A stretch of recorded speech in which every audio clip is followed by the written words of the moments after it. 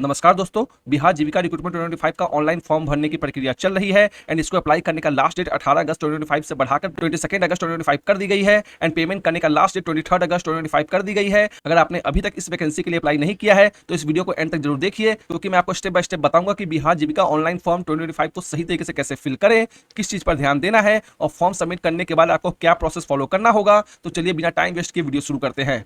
So first आप BRLPS के official website पे चले जाओ एंड आप वेबसाइट एड्रेस टॉप पे देख सकते हो एंड आप देख सकते हो advertisement for BPIU level position on BRLPS। तो आप इस पे क्लिक कर लो। नीचे आपको helpline number and detail advertisement देख सकते हो। सो आप डिटेल एडवर्टाइजमेंट वैकेंसी का डाउन करके पक्का पढ़ लेना एंड स्क्राइब अंडरटेकिंग अगर आप डिसेबल हो तो देख लेना एंड एडवाइजरी भी आप पढ़ लेना एंड एडवर्टाइजमेंट में क्या क्या मेंशन है वो मैं फॉर्म फिल करते वक्त आपको बता दूंगा। सो दोस्तों, अगर आपने अभी तक रजिस्ट्रेशन नहीं किया है तो आप यूजर रजिस्ट्रेशन पे क्लिक कर लो एंड अगर आपने रजिस्ट्रेशन कर रखा है तो आप डायरेक्ट लॉगिन पे क्लिक कर सकते हो। तो मैंने अभी तक रजिस्ट्रेशन नहीं किया है, सो मैं रजिस्ट्रेशन पे क्लिक कर लूंगा एंड आप कंसेंट बॉक्स देख सकते हो कि वेबसाइट आपका personal data like applicant name, date of birth, mobile and email data collect करेगी। So click on I agree and first is candidate first name, middle name and last name. तो अगर आपका नाम राहुल कुमार सिंह है तो फर्स्ट नेम में Rahul, middle name में Kumar and last name में सिंह एंटर कर लो। बट अगर आपका नाम राहुल सिंह है तो फर्स्ट नेम में राहुल एंड लास्ट में सिंह एंटर कर लो एंड मिडिल नेम आप ब्लैंक रख लो एंड नेम में आपको कोई भी श्री, मिस्टर, डॉक्टर यूज नहीं करना है। नेक्स्ट, आपने कभी भी अपना नेम चेंज किया है तो अगर आपने चेंज किया है तो सिलेक्ट यस, अगर नहीं then no. Next, date of birth, तो जो आपका DOB है आप यहां एंटर कर लो एंड एक चीज याद रखना, आपका name, DOB, mother, father name सब 10th क्लास के डॉक्यूमेंट के हिसाब से होना चाहिए। नेक्स्ट, जेंडर, तो आप मेल, फीमेल या थर्ड जेंडर में से सिलेक्ट कर लो। Next, mobile number, confirm mobile number and email ID and confirm email ID. तो आप ये सब एकदम करेक्ट एंटर करना, बिकॉज इसी पे आपको OTP and registration number and password आएगा एंड फ्यूचर में आपको कॉन्टैक्ट भी इसी पे किया जाएगा। So mobile number and email ID enter करने के बाद आप जनरेट OTP पे क्लिक कर लो एंड फिर आपको कैप्चा एंटर करने को कहेगा। तो एंटर करने के बाद आप सबमिट पे क्लिक कर लो एंड आपके मोबाइल नंबर एंड ईमेल पे OTP आ जाएगा। तो आप कोई भी OTP एंटर कर लो एंड देन वैलिडेट OTP पे क्लिक कर लो एंड आप देख सकते हो OTP validate successfully and now okay पे क्लिक कर लो and now last declaration, so I agree पे क्लिक करके कैप्चा एंटर कर लो एंड डी वेरीफाई पे क्लिक कर लो एंड आपको इंपॉर्टेंट डाटा को रीचेक करके बॉक्स पे टिक करने को कहेगा। First name, last name, date of birth, gender, email and mobile number, अगर सब सही है तो उनके सामने बॉक्स पे टिक कर लो एंड देन सबमिट पे क्लिक कर लो एंड अलर्ट आप देख सकते हो, अगर सब इंफॉर्मेशन सही है तो ओके पे क्लिक करें एंड नहीं है then click on close, because इसके बाद आप कोई भी चेंज नहीं कर पाओगे एंड आपका रजिस्ट्रेशन कंप्लीट हो जाएगा। एंड आप रजिस्ट्रेशन नंबर देख सकते हो and registration number and password आपके mobile number and email ID पे भी भेज दिया गया है। एंड नाउ रजिस्ट्रेशन कंप्लीट होने के बाद आप पोस्ट सिलेक्शन पे क्लिक कर लो and click here to apply for post पे क्लिक कर लो एंड आप सारे सेक्शन देख सकते हो। सो फर्स्ट, पर्सनल डिटेल, तो जो आपने रजिस्ट्रेशन के टाइम पर डिटेल एंटर की थी वो ऑटो फिल होकर आ जाएगी। सो अब जो जानकारी आपको एंटर करनी है उसमें पहला है मैरिटल स्टेटस। सो अगर आप मैरिड हो, अनमैरिड हो या डिवोर्स हो तो आप इनमें से कोई भी सिलेक्ट कर लो। Next, father name and mother name, तो आप अपने मदर फादर का नेम एंटर कर लो। नेक्स्ट, पोस्ट डिटेल में आप पोस्ट कैटेगरी में ब्लॉक लेवल ऑलरेडी सिलेक्टेड देख सकते हो एंड पोस्ट नेम में आप इनमें से जिनमें भी अप्लाई करना चाहते हो वो आप सेलेक्ट कर लो। सो सेलेक्ट करने से पहले एक बार पोस्ट वैकेंसी देख लेते हैं। So first, block project manager 73 vacancy, area coordinator 374 vacancy, accountant 167 vacancy, office assistant 187 vacancy and community coordinator 1177 vacancy. And in सब पोस्ट के लिए आपका ग्रेजुएशन कंप्लीट होना जरूरी है। सिर्फ ऑफिस असिस्टेंट के लिए आपको कंप्यूटर पे हिंदी इंग्लिश टाइपिंग का भी टेस्ट देना होगा। और दो और वैकेंसी है, livelihood specialist and block IT executive, but इनके लिए आपको एग्रीकल्चर में PG and BTech BSc degree होना जरूरी है। लाइवलीहुड की 235 वैकेंसी एंड ब्लॉक एग्जीक्यूटिव की 534 वैकेंसी है। तो जो भी पोस्ट के लिए आप क्वालिफाइड हो वो आप सिलेक्ट कर लो। Next, candidate domicile and category detail, तो इसमें नेशनैलिटी में आप इंडियन सेलेक्ट कर लो। नेक्स्ट, आप क्या बिहार के रहने वाले हो तो आप यस या नो में कोई भी सिलेक्ट कर लो एंड अगर आप नो सेलेक्ट करते हो तो आपको स्टेट सेलेक्ट करने का न्यू ऑप्शन मिलेगा एंड रिजर्वेशन कैटेगरी में सिर्फ जनरल का ऑप्शन दिखेगा। बट अगर आप यस सेलेक्ट करते हो देन आपको बस रिजर्वेशन कैटेगरी का ऑप्शन मिलेगा जिसमें सारे कास्ट कैटेगरी सेलेक्ट करने को मिलेंगे। नेक्स्ट, रिजर्वेशन कैटेगरी, तो इसमें आप जो भी कैटेगरी के हो वो सिलेक्ट कर लो एंड अगर आप जनरल के अलावा EBC, SC, ST या EWS कैटेगरी सिलेक्ट करते हो तो आपको category certificate and domicile certificate की डिटेल एंड दोनों का डॉक्यूमेंट भी अपलोड करना होगा। बट अगर आप जनरल सेलेक्ट करते हो देन कोई भी डॉक्यूमेंट की जरूरत नहीं पड़ेगी। नेक्स्ट, डोमिसाइल सर्टिफिकेट डिटेल, तो जैसे ही मैंने कैटेगरी जनरल सेलेक्ट की डोमिसाइल से रेड स्टार हट गया है एंड अब इसे एंटर करना कंपलसरी नहीं है। नेक्स्ट, आइडेंटिफिकेशन डिटेल, तो आपके बॉडी पे जो भी एक यूनिक निशान है तो आप उसे एंटर कर लो एंड नाउ लास्ट कोई एक आइडेंटिटी प्रूफ का डिटेल आपको एंटर करना होगा। सो आप PAN card, driving licence, voter ID या पासपोर्ट में से किसी का भी डिटेल एंटर कर लो।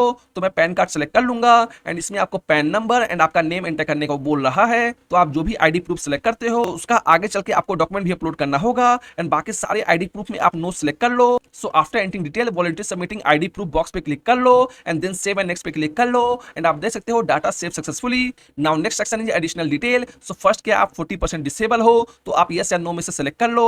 नेक्स्ट क्या आप फ्रीडम फाइटर के ग्रैंडसन या ग्रैंड डॉटर हो तो आप यस या नो में से सेलेक्ट कर लो। नेक्स्ट क्या आप एक्स सर्विसमैन या बैंक के एम्प्लॉय हो तो आप यस या नो में से सेलेक्ट कर लो। नेक्स्ट अगर आप करंटली एम्प्लॉय हो बीआरएलपीएस में तो आप यस या नो में से सेलेक्ट कर लो। नेक्स्ट क्या आप एक्स एम्प्लॉय हो बीआरएलपीएस के तो यस या नो में से सेलेक्ट कर लो। एंड नाउ लास्ट क्या आप शिष्टाचार ग्राउंड पे बीआरएलपीएस से टर्मिनेट किए गए हो तो आप यस या नो में से सेलेक्ट कर लो and then save and next पे क्लिक कर लो एंड आप देख सकते हो data save successfully. Now next section is communication detail. तो इसमें आपको अपना correspondence address and permanent address enter करना है। अगर आपका कॉरेस्पॉन्डेंस एंड परमानेंट एड्रेस दोनों सेम है तो आप कॉरेस्पॉन्डेंस एड्रेस एंटर करने के बाद permanent address same as correspondence address पे यस पे क्लिक कर लो and same address permanent address में आ जाएगा। एंड अगर दोनों सेम नहीं है तो आप correspondence address and permanent address दोनों को मैन्युअली लिख लो। सो आफ्टर एंटरिंग आप सेव एंड नेक्स्ट पे क्लिक कर लो एंड आप देख सकते हो data save successfully. Now next is qualification and experience. तो इसमें आपको 10th 12th एंड ग्रेजुएशन के सारे डिटेल एंटर करने होंगे। फर्स्ट मैट्रिकुलेशन डिटेल तो नेम ऑफ द बोर्ड तो इसमें आप सीबीएसई या स्टेट बोर्ड जिससे भी आपने 10th किया है एंटर कर लो। नेक्स्ट स्कूल नेम एंटर कर लो।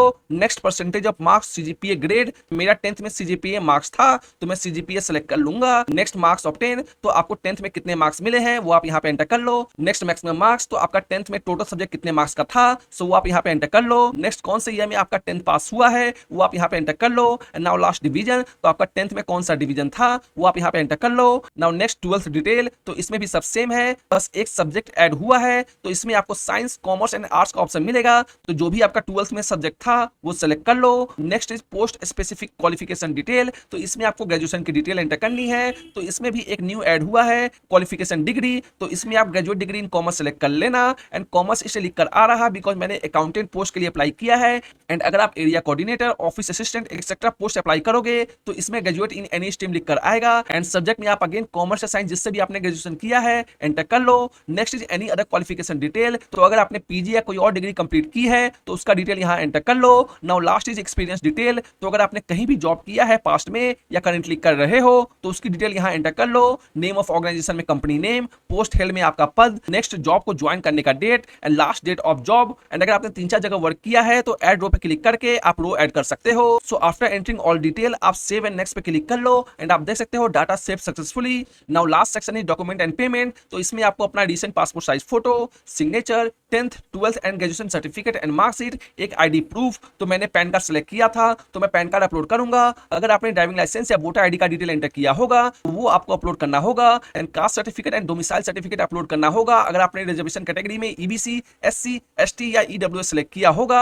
अगर जनरल सेलेक्ट किया है तो आपको अपलोड करने की जरूरत नहीं है। एंड अगर आप सीबीएसई से हो या स्टेट बोर्ड से हो जिसमें आपको सिर्फ मार्कशीट मिला है सर्टिफिकेट नहीं मिला तो आप सर्टिफिकेट में मार्कशीट अपलोड कर सकते हो। सो आप डॉक्यूमेंट एंड फोटो अपलोड करने की क्राइटेरिया देख लेते हैं। तो फोटो आपका कलर होना चाहिए with white background and size minimum 50 KB and maximum 80 केबी होनी चाहिए। And image format JPG and JPEG होनी चाहिए। एंड आप अगर इमेज 50 केबी से कम एंड 80 केबी से ज्यादा साइज का अपलोड करोगे तो वो अपलोड नहीं होगा। एंड सिग्नेचर का भी सेम है। एंड आप डॉक्यूमेंट अपलोड का क्राइटेरिया देख लेते हैं। सो डॉक्यूमेंट आपका मिनिमम 100 केबी एंड मैक्सिमम 300 केबी होना चाहिए। डॉक्यूमेंट फॉर्मेट जेपीईजी, जेपीजी या पीडीएफ होना चाहिए। एंड सेम आपका यहां से नीचे जितने भी डॉक्यूमेंट है सबका सेम क्राइटेरिया है। सो मैं जल्दी से क्लिक हियर टू अपलोड पे क्लिक करके फोटो एंड डॉक्यूमेंट अपलोड कर लेता हूं। एंड आप देख सकते हो मैंने सारे डॉक्यूमेंट अपलोड कर लिए हैं। एंड आप व्यू पे क्लिक करके चेक कर सकते हो। सो मैंने passport size photo, signature, 10th 12th and graduation certificate and marksheet and pan card upload किया है। एंड नाउ एंड में आप पेमेंट मोड ऑनलाइन सेलेक्ट कर लो एंड डिक्लेरेशन के ऑल बॉक्स पे टिक करके आप कैप्चा एंटर कर लो एंड आपको प्रीव्यू या सबमिट करने का ऑप्शन दिखेगा। तो अगर आप अपने एप्लीकेशन का प्रीव्यू देखना चाहते हो तो प्रीव्यू पे क्लिक कर लो